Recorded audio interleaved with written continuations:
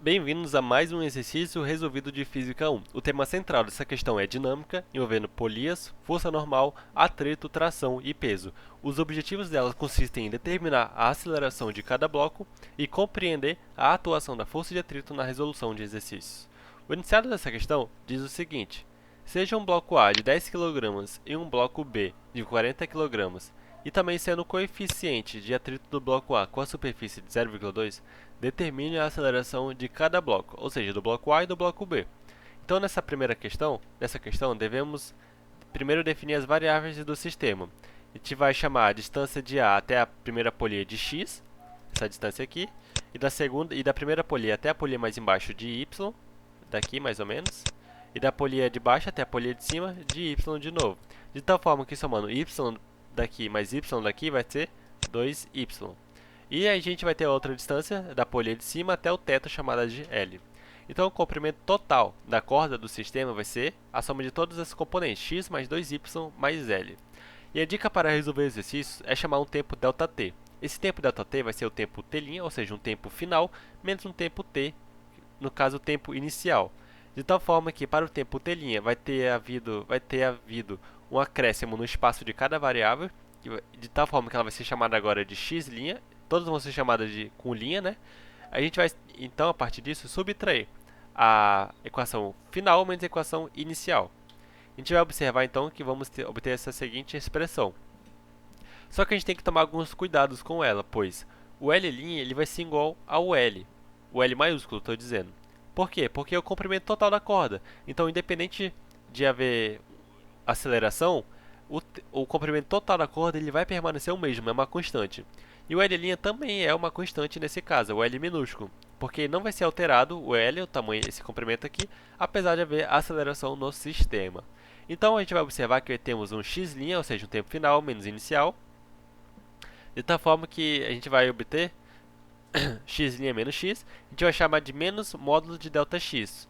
Por que esse menos aqui? Esse menos é para corrigir o fato de que o ΔX ele vai ser negativo.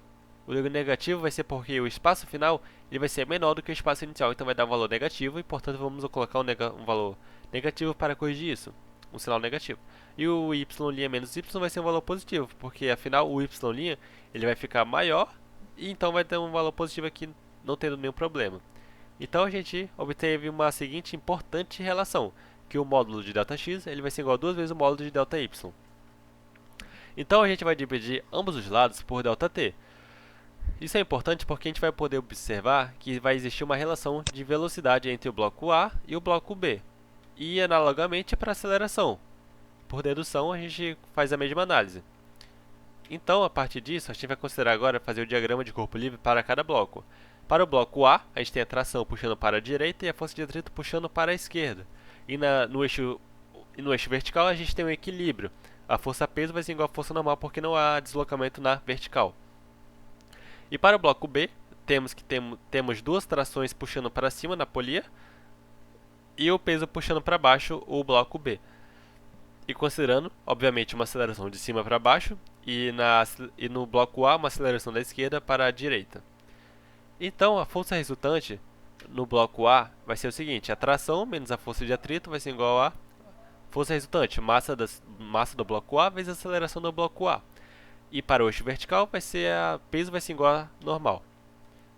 E para o bloco B, a gente vai ter duas trações, ou seja, vai ser o peso puxando para baixo menos duas vezes a tração puxando para cima.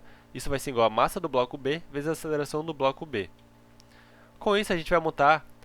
Primeiramente, devemos fazer umas considerações. Primeiramente, que a polia é ideal e, portanto, a tração A vai ser igual a tração B, que vamos chamar de uma tração T. E a força de atrito cinética, ou dinâmica, né? A gente vai obter, então, que como a força normal ela é igual ao peso, vamos substituir o normal pelo peso, pois é a que conhecemos. De tal forma que a expressão final para a força de atrito ela vai ser μk vezes a massa do bloco A vezes a gravidade.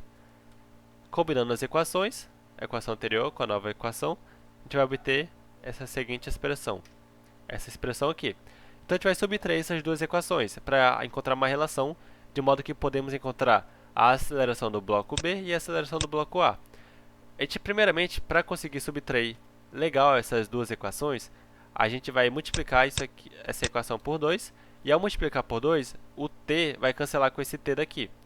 E a partir daí a gente vai obter essa expressão subtraindo uma equação da outra. E a outra observação que podemos fazer aqui é que, como descobrimos que a aceleração do A é 2 vezes a aceleração do bloco B, vamos substituir então, conforme a gente vai poder observar aqui, vamos substituir então a aceleração do A por 2 vezes a aceleração do bloco B. E a partir disso a gente vai resolver para AB. Vamos pegar a variável AB, juntar onde for possível e depois isolá-la a B. Ao isolar, a gente vai obter essa expressão aqui, essa divisão. A gente tem o valor da massa de B, a gente tem o valor da massa de A, do coeficiente, de todas as variáveis nós temos aqui a nossa variável. Então, para determinar o AB, a gente vai então substituir todos os valores, encontrando então que a aceleração de AB vai ser 3,53 metros por segundo ao quadrado. E a aceleração de A, vamos encontrar que ela vai ser 2 vezes essa aceleração do bloco B, vai ser 7 metros por segundo ao quadrado. Se a gente não tivesse atrito, se a gente não tivesse atrito nessa nossa questão, a gente ia observar que esse cara aqui ia zerar. O μ k ia zerar. Então só ia sobrar mb sobre 6 massa de A mais massa de B vezes a aceleração de B.